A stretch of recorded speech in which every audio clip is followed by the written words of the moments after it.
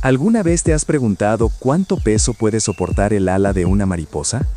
En la física teórica existe el concepto del efecto mariposa, la idea de que el simple aleteo de un insecto en un rincón del mundo puede provocar un huracán al otro lado del océano. Pero en la historia de la República Dominicana, esta metáfora no fue un concepto científico, ni una curiosidad matemática. Fue una realidad sangrienta, desgarradora y, en última instancia, transformadora. 3 hermanas, 3 mujeres que decidieron que su dignidad valía más que su seguridad. Patria, Minerva y María Teresa Mirabal. Hoy las conocemos universalmente como las mariposas, un símbolo que cada 25 de noviembre moviliza a millones de personas en todo el planeta para decir ni una más. Pero lo que a menudo se pierde en los discursos oficiales, lo que no logramos ver detrás de los bustos de mármol y las calles que llevan su nombre, es la humanidad cruda de estas mujeres. Eran seres de carne y hueso, que tuvieron miedo, que amaron con locura, que dudaron en las noches de insomnio, mientras escuchaban el motor de los jeeps del Servicio de Inteligencia Militar merodeando sus casas. En este video, no vamos a repetir la biografía escolar de memoria. Vamos a desglosar la psicología del poder y la resistencia. Vamos a analizar cómo un dictador que se creía un dios, Rafael Leónidas Trujillo, se obsesionó con ellas hasta el punto de orquestar uno de los crímenes más atroces de la historia latinoamericana, sin saber que, al intentar enterrarlas, solo estaba sembrando las semillas de su propia destrucción. Esta es la diferencia entre simplemente existir y vivir con un propósito que te trasciende. Prepárate, porque hoy vamos a entender por qué 3 mariposas fueron más fuertes que un ejército. Para entender por qué el sacrificio de las Mirabal fue tan disruptivo, primero tenemos que sumergirnos en el aire que se respiraba en la República Dominicana de mediados del siglo XX. Imagina un país donde el aire mismo parecía pertenecer a un solo hombre. Rafael Leónidas Trujillo ascendió al poder en 1930 tras un huracán que devastó Santo Domingo, y durante 31 años convirtió a la nación en su hacienda personal. Trujillo no era solo un dictador político, era un arquitecto del control total. Se hacía llamar el benefactor de la patria y el padre de la patria nueva. Su egolatría no tenía límites. Rebautizó la capital como Ciudad Trujillo, la provincia más alta como Provincia Trujillo, e incluso el pico más alto del Caribe llevaba su nombre. En cada hogar dominicano, por ley o miedo, debía colgar un letrero: Dios y Trujillo. A veces, el orden de los nombres se invertía, sugiriendo que incluso el creador debía pedirle permiso al jefe para intervenir en la isla. El control se ejercía a través del Servicio de Inteligencia Militar, SIM, una red de calieses o informantes que estaban en todas partes, en el colmado, en la iglesia, en el parque. Un susurro contra el régimen en la cena familiar podía significar que antes del amanecer, la familia entera estuviera en una celda de tortura. Pero había un aspecto más oscuro y personal en la tiranía de Trujillo: su obsesión con el cuerpo femenino. Trujillo veía a las mujeres como un territorio más que conquistar. Su poder no estaba completo si no podía poseer lo que deseaba. En las fiestas del régimen, era costumbre que el dictador eligiera a la joven más bella para bailar, y el rechazo no era una opción, era una sentencia de muerte social o física. Aquí hay algo en lo que debemos pensar. ¿Cómo una sociedad entera llega a aceptar que un hombre sea dueño de sus vidas y de sus cuerpos? El poder de Trujillo no se basaba solo en las armas, sino en la erosión sistemática de la autoestima colectiva. Cuando dejas de creer que mereces libertad, el dictador ya no necesita vigilarte. Tú mismo te conviertes en tu propio carcelero. Pero las Mirabal, criadas en Ojo de Agua, Salcedo, tenían algo que el régimen no podía comprar: una educación basada en valores éticos y una conciencia que no conocía el precio de la sumisión. De las 4 hermanas, Patria, Bélgica Adela, Dedé, Minerva y María Teresa, Minerva era la chispa que encendería el fuego. Desde muy temprana edad, Minerva demostró una voracidad intelectual que resultaba peligrosa para el sistema. Leía a los clásicos, escribía poesía, pintaba y, lo más grave, tenía una sensibilidad política que la hacía cuestionar la realidad que otros aceptaban como normal. El punto de no retorno ocurrió en octubre de 1949. Los Mirabal, una familia acomodada y respetada, fueron invitados a una fiesta en el Palacio de la Gobernación en Santiago, con motivo del 12 de octubre. Trujillo, siempre buscando nuevas conquistas, quedó fascinado por la elegancia y la inteligencia de Minerva. Pero Minerva no era como las demás jóvenes que se derretían ante el poder del jefe. Durante un baile, Trujillo intentó seducirla.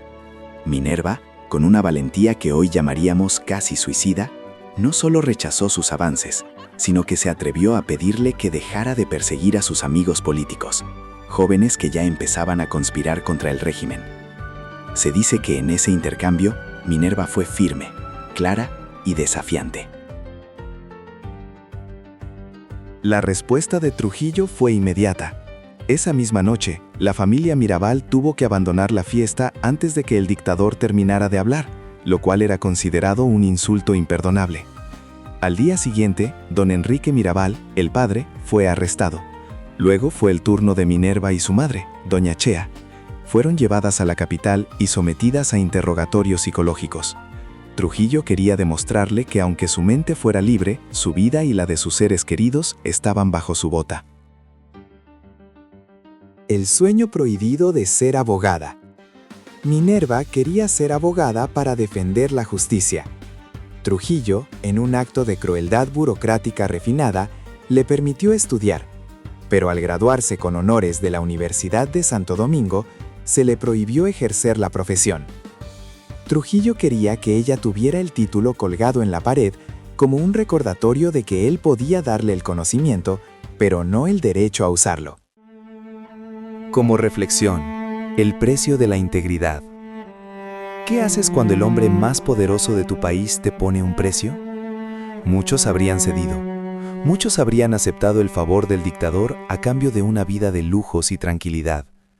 Pero Minerva entendió que la comodidad comprada con la dignidad es solo una celda con alfombras. Ella eligió el camino difícil. Al negarle su cuerpo y su sumisión a Trujillo, ella le arrebató al tirano lo único que él no podía comprar: su respeto y su voluntad. Para la década de los 50, la resistencia ya no era un asunto familiar, era una necesidad nacional. El mundo estaba cambiando. En 1959, la Revolución cubana envió una onda expansiva de esperanza y terror por todo el Caribe. En la República Dominicana, el descontento estaba llegando al punto de ebullición. Minerva conoció a Manolo Tavares Justo, un joven abogado con sus mismos ideales. Se casaron y su hogar se convirtió en el epicentro de la conspiración. Junto a María Teresa y su esposo Leandro Guzmán, fundaron el movimiento revolucionario 14 de junio.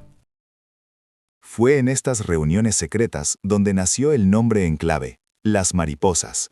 Era un nombre poético para una labor peligrosa. Minerva era Mariposa 1, María Teresa era Mariposa 2, y Patria, quien se uniría más tarde, era Mariposa 3. Patria, la fe hecha acción. Patria Mirabal, la hermana mayor, inicialmente era la más tradicional. Su vida giraba en torno a su fe católica y su familia, pero Patria experimentó una epifanía. Ella decía que no podía rezar mientras sus hermanos, el pueblo, eran torturados. Su casa en Conuco se convirtió en un centro de acopio de armas y en el lugar donde se fabricaban bombas caseras y se imprimían panfletos de libertad. La caída del velo y la 40. En enero de 1960, el CIN descubrió el movimiento. Cientos de jóvenes, lo mejor de la intelectualidad dominicana, fueron arrestados. Entre ellos estaban Minerva, María Teresa y sus esposos. Fueron llevados a la temible cárcel de La 40, un lugar diseñado por el régimen para que el alma se rompiera antes que el cuerpo. Los relatos de lo que sucedió en La 40 son desgarradores. Torturas con la silla eléctrica, humillaciones constantes. Sin embargo, Las hermanas Mirabal se convirtieron en un símbolo dentro de la prisión. Su entereza moral infundía valor a los demás presos. Trujillo, presionado por la OEA y por la Iglesia Católica, decidió liberar a las mujeres en un gesto de supuesta clemencia para calmar las críticas internacionales. Pero no era piedad, era una trampa diseñada por una mente psicópata. Llegamos a noviembre de 1960. Trujillo está acorralado. El mundo lo mira como a un paria. Pero dentro de su palacio, su paranoia ha alcanzado niveles críticos. Él sabe que mientras las Mirabal sigan libres, el espíritu de rebelión seguirá alimentándose de su valentía. En un discurso infame en Santiago, Trujillo declaró: «Mis únicos problemas son la Iglesia y las hermanas Mirabal». Fue una orden de ejecución disfrazada de queja. Para ejecutar el crimen, el régimen utilizó una estrategia de engaño. Los esposos de Minerva y María Teresa habían sido trasladados de la capital a la cárcel de Puerto Plata. Esto obligaba a las hermanas a viajar constantemente a través de la cordillera septentrional, una carretera montañosa, estrecha y llena de barrancos, el escenario perfecto para simular un accidente. El 25 de noviembre de 1960, a pesar de las advertencias, de los rumores de que el CIM las estaba esperando en el camino, las hermanas decidieron viajar. No podían dejar a sus esposos solos. Minerva, con un fatalismo heroico, le dijo a sus amigos: «Si me matan, sacaré los brazos de la tumba y seré más fuerte».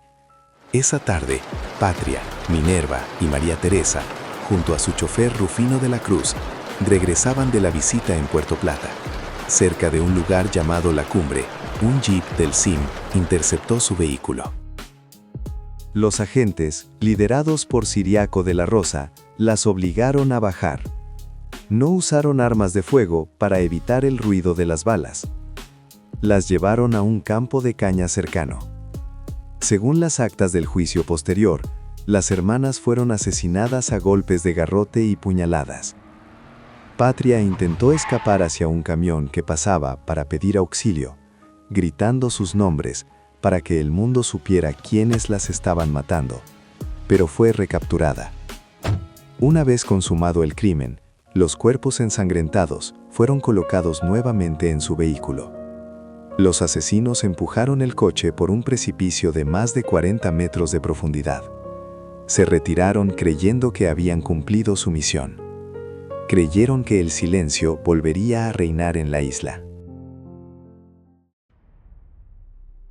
El plan de Trujillo falló miserablemente. Nadie creyó la versión oficial del accidente. El pueblo dominicano, que había soportado 30 años de abusos en silencio, sintió que este era el límite absoluto. Tocar a las Mirabal era tocar el corazón de la familia dominicana, era violar el último rincón sagrado que le quedaba a la nación. El asesinato de las hermanas fue el catalizador que unió a los diferentes grupos de resistencia. 6 meses después, el 30 de mayo de 1961, Rafael Leónidas Trujillo fue ajusticiado en una emboscada en la carretera de Santo Domingo.